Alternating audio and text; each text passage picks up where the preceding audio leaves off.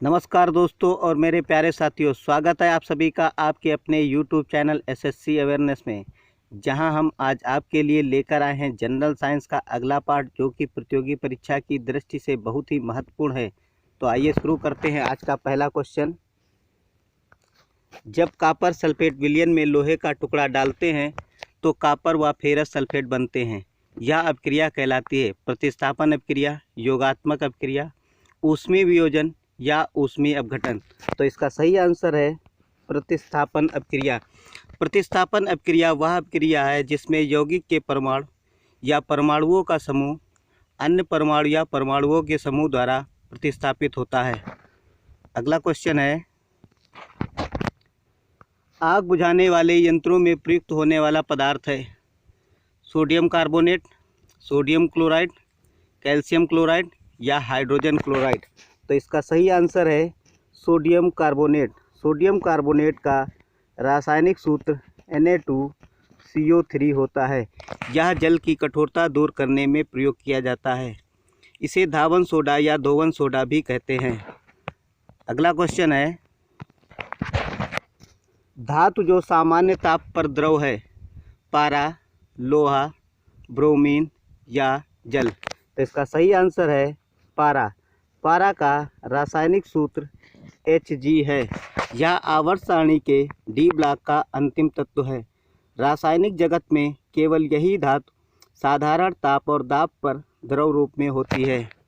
अगला क्वेश्चन है, निम्नलिखित में से कौन सी धातु अम्ल से हाइड्रोजन विस्थापित नहीं करती? Fe, Zn, Cu या Mg। तो इसका सही आंसर है दोस्तों Cu, कॉपर। कॉपर यह एक तन्य धातु है जिसका प्रयोग विद्युत के चालक के रूप में किया जाता है।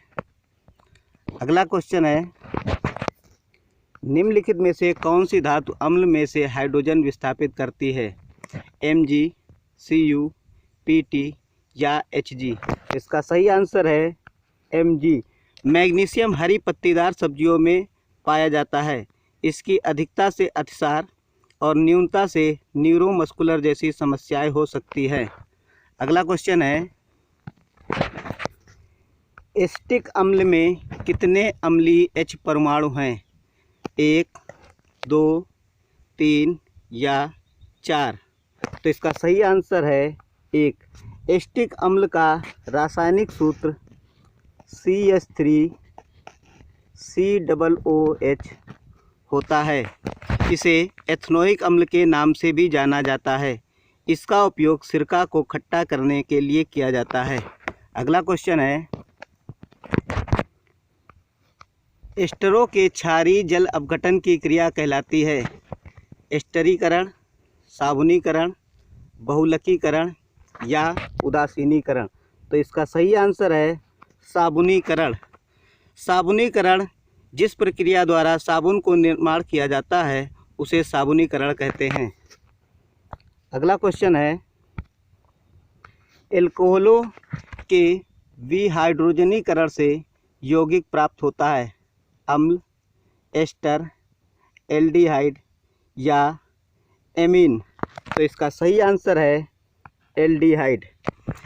एल्केन के अंतिम कार्बन से जुड़े 2 हाइड्रोजन परमाणुओं को एक ऑक्सीजन परमाणु द्वारा विस्थापित करने पर जो कार्बनिक यौगिक प्राप्त होता है उसे एल्डिहाइड कहते हैं।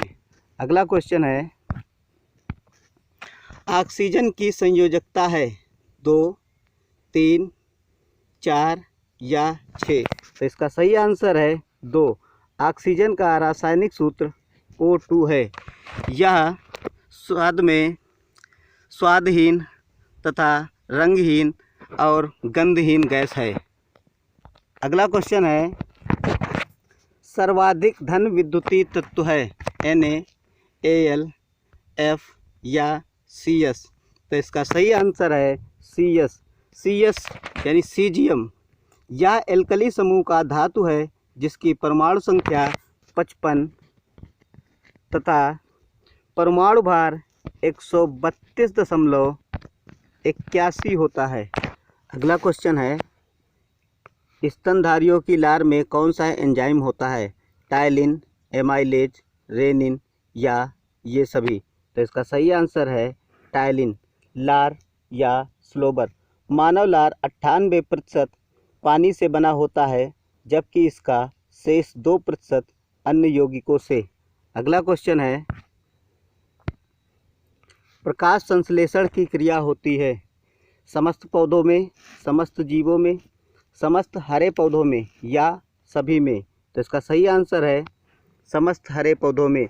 सन 1772 ईस्वी में स्टीफन हेलेस ने बताया कि पौधों की पत्तियां वायु से भोजन ग्रहण करती हैं तथा इस क्रिया में प्रकाश की कुछ महत्वपूर्ण क्रिया होती है। अगला क्वेश्चन है, जाइलम वाहिनियां बनी होती हैं जीवित कोशिकाओं की, निर्जीव कोशिकाओं की, मृत कोशिकाओं की या प्रोटीन की। तो इसका सही आंसर है मृत कोशिकाओं की। कोशिका की खोज रॉबर्ट हुक ने सन 1665 ईस्वी में की थी। अगला क्वेश्चन है, फुफ्फुस धमनियों से अशुद्ध रुधिर चला जाता है हृदय में, फेफड़ों में, शरीर के अग्र एवं पश्च महाधमनी में या दाएं अलिंद में। तो इसका सही आंसर है फेफड़ों में। धमनियां वे रक्त वाहिकाएं होती हैं जो हृदय से रक्त को आगे पहुंचाती है। इनकी संख्या 250 से भी अधिक होती। अगला क्वेश्चन है, मनुष्य के मस्तिष्क का कौन सा भाग सर्वाधिक विकसित होता है? सेरिब्रम, सेरिबेलम, डायनसिफेलान या हाइपोथैलेमस। तो इसका सही आंसर है सेरिब्रम। प्रामस्तिष्क। प्रामस्तिष्क उच्च भावनाओं का स्थान माना जाता है। मनुष्य के जो गुण उसे पशु से पृथक करते हैं उन सब का स्थान प्रामस्तिष्क है। अगला क्वेश्चन है, किस हार्मोन की कमी से मधुमेह रोग हो जाता है? इंसुलिन, गैस्ट्रिन, रिलैक्सिन या एस्ट्रोजन। तो इसका सही आंसर है इंसुलिन। इसे मधुसूदनी भी कहते हैं। अगला क्वेश्चन है, एक पुष्प के स्त्री के सर के मध्य भाग को कहते हैं वर्तिकाग्र, वर्तिका, अंडाशय या अंड। तो इसका सही आंसर है वर्तिका। अगला क्वेश्चन है, मनुष्य के शुक्राणु में ऑटोसोम की संख्या कितनी होती है? 22, 24, 42 या 46। तो इसका सही आंसर है 22। मनुष्य में 23 जोड़े क्रोमोसोम होते हैं। इनमें 22 जोड़े क्रोमोसोम एक ही प्रकार के होते हैं जिसे ऑटोसोम कहते हैं। अगला क्वेश्चन है, निम्न में से कौन मानव में मादा जनन तंत्र का भाग नहीं है? अंडाशय, गर्भाशय, शुक्रवाहिका, डिंब वाहिनी। तो इसका सही आंसर है शुक्रवाहिका। अगला क्वेश्चन है, जैव विकास में प्राकृतिक वर्ण के सिद्धांत को बताने वाले वैज्ञानिक हैं मॉर्गन, लेमार्क, डार्विन या ह्यूगो डी व्रीज। तो इसका सही आंसर है डार्विन। जिस क्रिया द्वारा किसी जनसंख्या में कोई जैविक गुण कम या अधिक हो जाता है उसे प्राकृतिक वर्ण कहते हैं। अगला क्वेश्चन है, किसी अवतल दर्पण द्वारा आभासी, सीधा तथा आवर्धित प्रतिबिंब बनता है। वस्तु की स्थिति होगी ध्रुव व फोकस के बीच, वक्रता केंद्र के पीछे, फोकस तथा वक्रता केंद्र के बीच या फोकस पर। तो इसका सही आंसर है ध्रुव व फोकस के बीच। अगला क्वेश्चन है, दूर दृष्टि दोष के कारण प्रतिबिंब बनता है रेटिना पर, रेटिना के आगे, रेटिना के पीछे या कहीं नहीं। तो इसका सही आंसर है रेटिना के पीछे। दूर दृष्टि दोष से पीड़ित व्यक्ति को दूर की वस्तुएं स्पष्ट दिखाई देती है परंतु पास की वस्तुएं स्पष्ट दिखाई नहीं देती। यह रोग अधिकांशतः वृद्ध अवस्था में होता है। इसके निवारण के लिए उत्तल लेंस का प्रयोग किया जाता है। अगला क्वेश्चन है, विद्युत ऊर्जा का मात्रक है किलोवाट, अश्वशक्ति, जूल प्रति सेकेंड या वाट सेकेंड। तो इसका सही आंसर है जूल प्रति सेकेंड। अगला क्वेश्चन है, विद्युत बल्ब का तंतु टंगस्टन का बना होता है क्योंकि उसका प्रतिरोध उपेक्षणीय होता है, उसका गलनांक बहुत ऊंचा होता है, उसका गलनांक बहुत कम होता है या उसका तंतु आसानी से बनता है। तो इसका सही आंसर है उसका गलनांक बहुत ऊंचा होता है। टंगस्टन धूमिल सेतु रंग की धातु है। टंगस्टन धातु हवा में गर्म करने पर अप्रभावित रहती है। अगला क्वेश्चन है,